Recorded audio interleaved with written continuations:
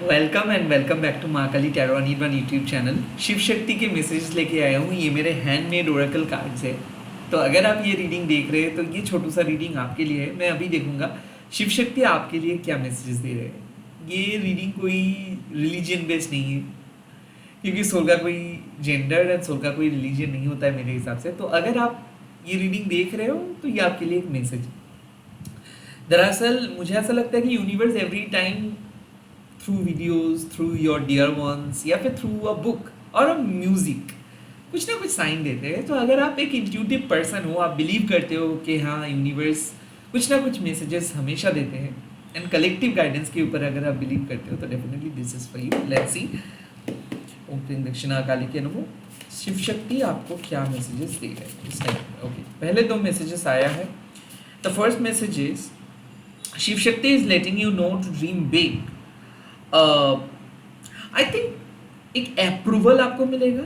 हो सकता है कि आप जॉब के लिए इंतज़ार कर रहे हो सकता है कि you are looking for a break through, like आप परमिशंस मांग रहे थे किसी से, and also you need an approval. Like आपको कुछ चाहिए, ये फाइनेंस हो सकता है, ये रिलेशनशिप अप्रूवल हो सकता है, या फिर आप खुद को अलाउ नहीं कर रहे थे।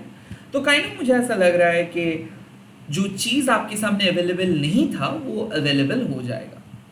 सेकंड मैसेज मुझे ऐसा लग रहा है Shiv Shakti is removing discomfort. So discomfort क्यों होता है, तो मुझे क्यों ऐसा लग रहा है कि आप एक चॉक ब्लॉक सिचुएशंस में हो या फिर स्टक सिचुएशंस में हो जहाँ पे सामने वाले पर्सन कुछ कह नहीं रहे और आपको भी पता नहीं चल पा रहा है कि क्या होना चाहिए आपका रोल। बट अभी मुझे लग रहा है कि जो इमोशनल तूफान चल रहा था आपके दिल में, लाइक आप डिसीजंस नहीं ले पा रहे थे, आप कहीं पे जा नहीं पा रहे थे, लाइक हमेशा आप घूम फिर के उसी जगह पे चले आ रहे थे, वो वाले सिचुएशंस खत्म होने वाला है।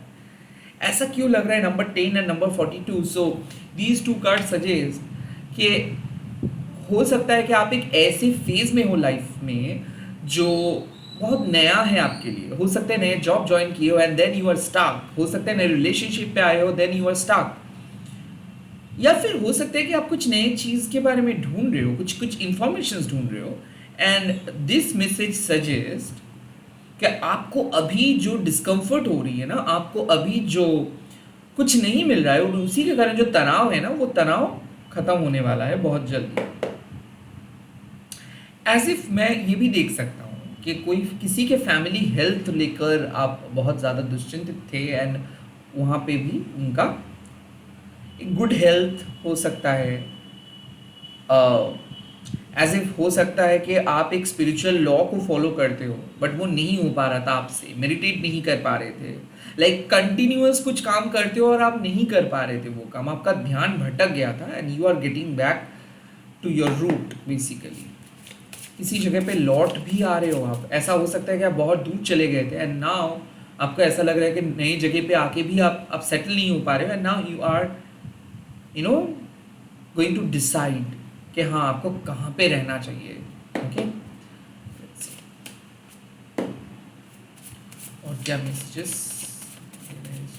Okay, the first message okay, Shiv Shakti is teaching you the divine rhythm of love. I think divine rhythm किसको आप कहते हो, जब सुबह होता है जब शाम होता है तो ये जो चेंजेस आता है ना, ये चेंजेस आपके साथ साथ हो रहा है बट आपका बॉडी को कई बार पता नहीं चल पाता है, क्योंकि ये मॉडर्न दुनिया आपको सेंसिटिव नहीं रहने देते हैं, ये आपको बिजी रखते हैं। तो बेसिकली डिवाइन रिदम क्या होता है, जब आपको पता चल जाता है कि through a repetitive numbers, through tarot reading, या फिर थ्रू योर साइकोलॉजिकल वे, जब आपको पता चल जाता है कि सिंक्रोनाइज्ड वे में चीज़ें हो रहा है, लाइक पास्ट में आपने कुछ प्रेडिक्ट किए थे एंड देन प्रेजेंट में वही चीज़ हो रहा है।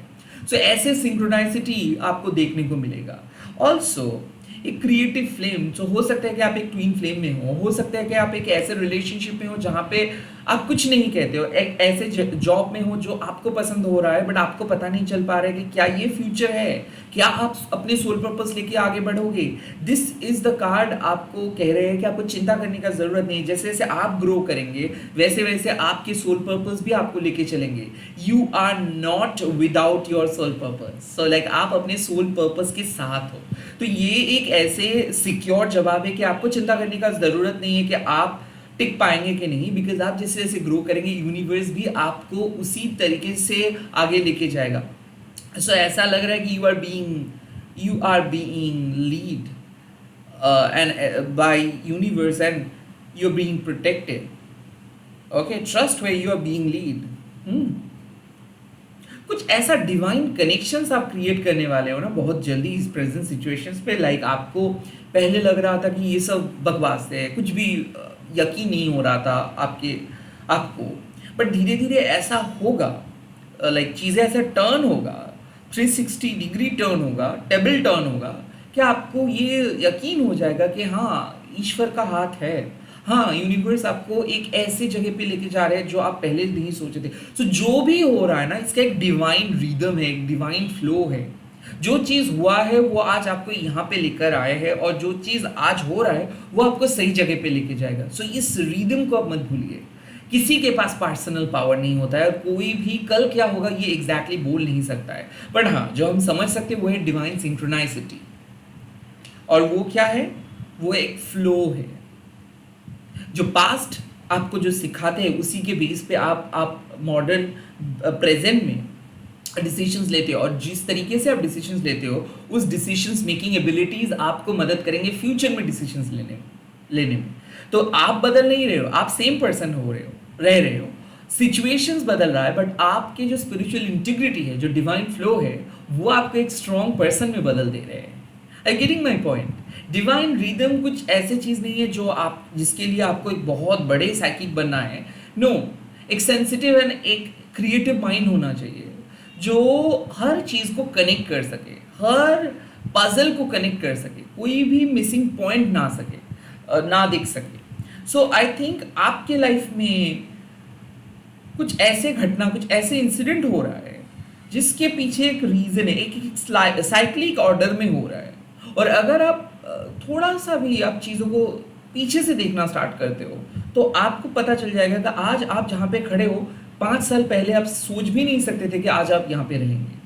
एंड इससे भी बेटर कुछ वेट कर रहा है आपके लिए, वो भी ये डिवाइन रिदम बता रहे हैं आपको। लेट्स सी और क्या मैसेजेस।